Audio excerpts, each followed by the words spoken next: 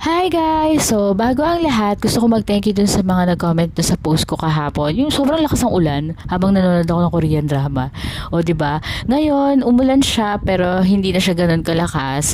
Actually, kahapon, hindi naman kami talaga binaha. Yung labas lang ng bahay namin. Kaya lang, sad to say, yung ibang kapitbahay namin, pinasok yung bahay nila. Di ba? So, pero okay na sila ngayon. Okay na yung mga bahay nila. So, ang pagkain namin ngayon is itlog na pula or yung salted egg at saka yung sisig. Yung sisig binili lang namin yan eh. Alam niyo ang sarap ng sisig nila. Para siyang lechon na tinadtad mo lang.